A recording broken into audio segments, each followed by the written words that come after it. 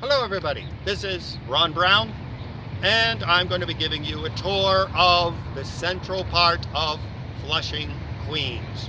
Queens, which is part of New York City now, and Flushing, which is a part of Queens. Now, let's step back in time to the time in the 1600s, mid-1600s, when they would build houses of worship and churches like the one we see across the street.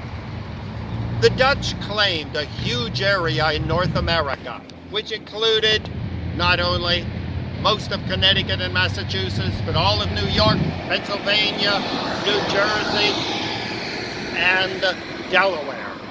Well, the Dutch realized that if they didn't settle the land, the English who were in Massachusetts and Boston and the English in Virginia would gang up and take over the Dutch colony.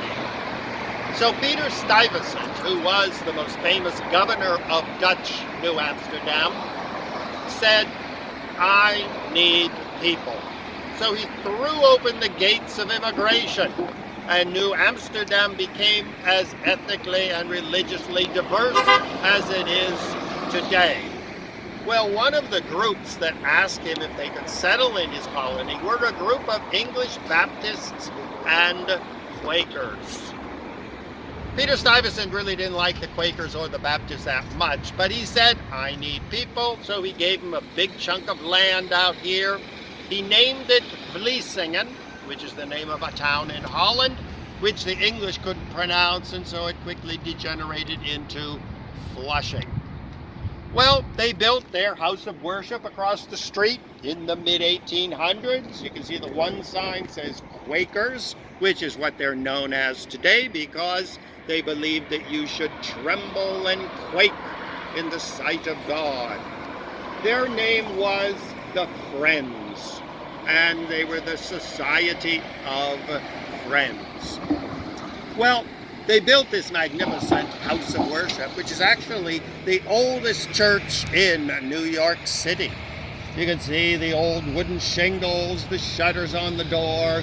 Inside are big giant beams, sometimes over a foot in diameter, to support the building. Well, in 1650s, Peter Stuyvesant sort of had enough of these Quakers, because they believed that all people were created equal, men and women. They believed that an English farmer was equal in stature and in the eyes of God to the King of England. They believed that men and women were equal, that women could stand up in this very Quaker meeting house and speak their mind. Something which, according to the Bible, was forbidden. St. Paul said women should be silent in church. But the Quakers said no. An African slave, a woman, a medical doctor, the King of England, everybody was equal. So in 1657, Peter Stuyvesant decided to get rid of the Quakers. They were causing too many problems. So he arrested John Bound. Bound Street is just up the street to the right. And they arrested him and they said the Quakers have to go. Well, the Quakers protested. They said we should be entitled to religious freedom. They wrote the most famous document demanding religious freedom in the history of the United States before the First Amendment to the Constitution, demanding equality, freedom of religion. And the Flushing Remonstrance even mentions freedom for all Christians, freedom for Jews, and even freedom for Muslims, which nobody in New Amsterdam or nobody in Flushing even knew what a Muslim was, but they demanded religious freedom for them. That made Flushing the center of religious freedom. The Flushing Remonstrance would later influence Thomas Jefferson and George Washington in the writing of the Constitution, demanding freedom of religion for everyone. It all began here at this Flushing meeting house. Religious diversity was a hard-won battle, and it transformed New York and the United States in general into a country where freedom of religion prevailed. Now, of course, between the 1600s and today, Flushing has changed a lot. Just beside the Flushing Meeting House, we see a Chinese church. This is the World Mission Society, the Church of God, founded by Chinese immigrants. Flushing today is no longer English, no longer Quaker or Baptist, but it has become the most religiously, ethnically diverse colony city in the United States. Now, Flushing was an independent city. Don't forget, it had its own education department, its own police department. If you look down there, you see a beautiful tower down on Northern Boulevard, sticking up above the other buildings. Flushing had the very first public school in New York, which was free and obligatory. Just beside it, down here, we see Flushing City Hall, which had a mayor, it had a police force, it had everything of any other city because Flushing was an independent city. Slaves knew they could escape from the South. If they got to Flushing, the Flushing police would not hand them over. In fact, one of the oldest churches dating back to the early 1800s was an African Methodist Episcopal church. There is an African Baptist church, which you will see down the street. So Flushing developed its own personality. It became a city noted for tolerance, religious freedom. As you can see, this wonderful sign sort of looks something inspired by Mao Zedong with the guy pointing forward. Flushing now is diverse. This section we are in is Chinese. Across the street you can see a sign that is in Korean. Geranium Avenue is Muslim. So it is completely diverse. If you continue up Northern Boulevard, you get to a Hispanic neighborhood. So we are walking now on Northern Boulevard. And this is the main boulevard which goes through the heart of Flushing, out into Long Island, and right down through the center of Queens, and it will eventually take you to Manhattan. You can see the big highways ahead of us. It is no longer a little farm community of the Dutch and English period, but it has become a major concentration of population. You can see skyscrapers are shooting up one after the other. So it is a unique city. You can see down the street here, you see the brand new buildings shooting up with signs all over in Korean and Chinese. Now, of course, if you look closely, you'll see that all these buildings are closed because we are now in the middle of the lockdown because of the virus pandemic, which is plaguing New York City and the country. Now, Flushing is changing. Across the street, underneath all of that bedding, was one of the most beautiful theaters in New York City. It was an original Lamb Theater, absolutely ornate in the gold age of the great movie houses of New York.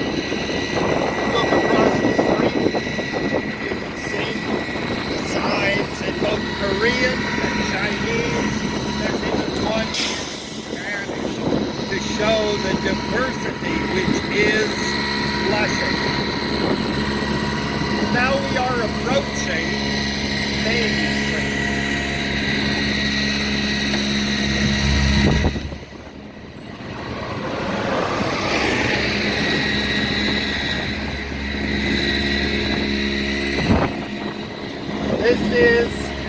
Main Street, Flushing. The main drag of Flushing. Once again, you can see it's been completely taken over by Asians building tall buildings.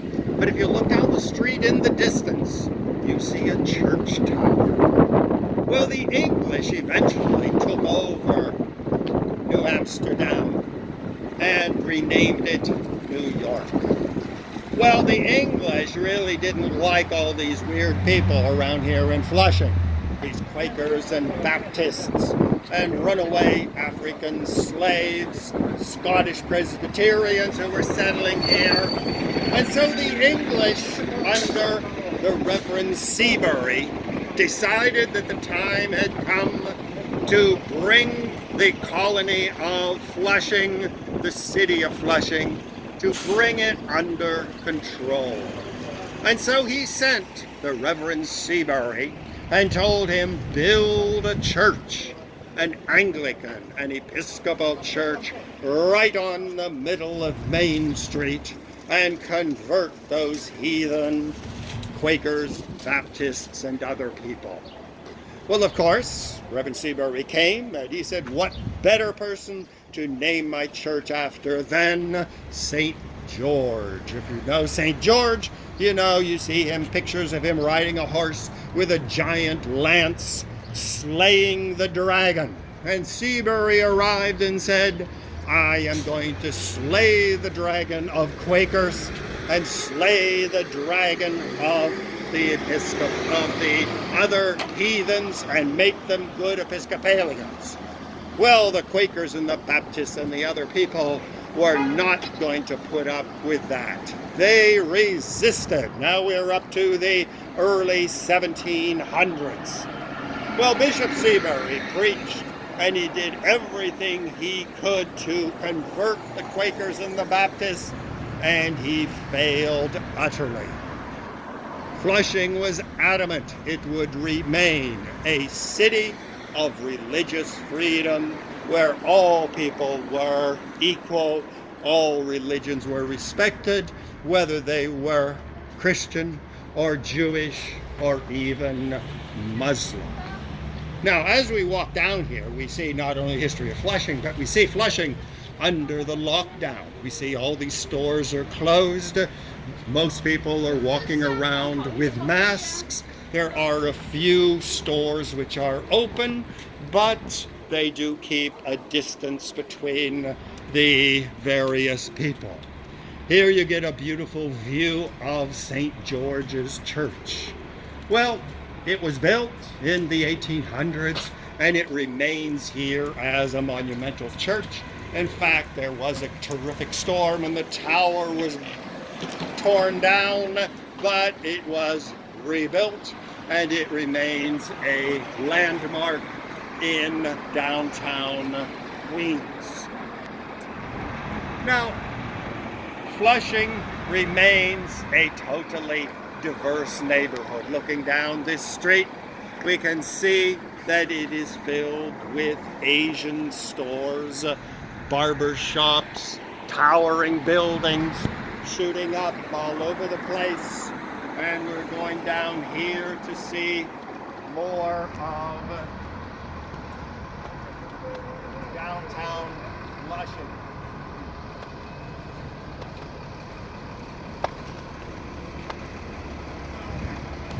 This church is a symbol of the enduring religious diversity of Flushing, and continues to be a place of tolerance. There's a giant Hindu temple here, the Ganesha Temple. Here, and here we see where we are in view, downtown Flushing. This is Northern Boulevard, French Meeting House. We are here. Over Main Street goes down. There is the Free Synagogue. Now it's called the Free Synagogue because it was the first synagogue in the United States where people could sit anywhere. Previously, rich people sat up front because they contributed a lot to the church. the poor people sat in the back, whereas the Free Synagogue of Rabbi Weiss made all people equal, rich and poor. And further down here is Bound Street, named after John Bound, who was the person who drew up the Flushing Remonstrance.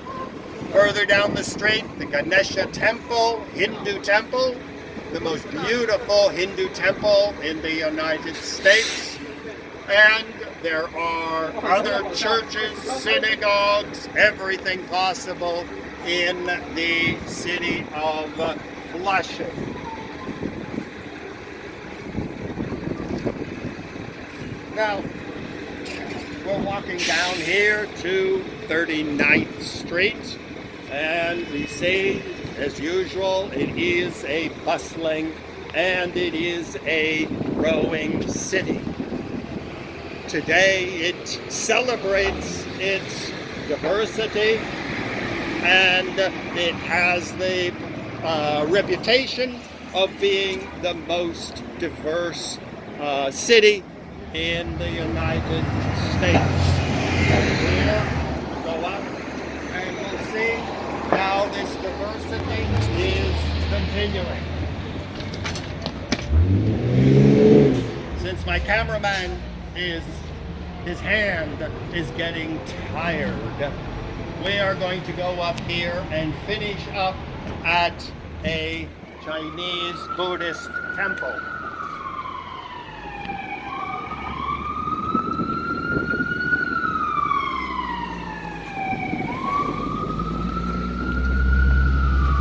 Now, when a group, immigrant, religious, ethnic, or anybody else, migrates to a new place such as New York, they have the challenge of building their sacred space. You can see we are here during the time of the lockdown. So this is a Buddhist temple. It is founded by a group of nuns, Buddhist nuns from China who came over.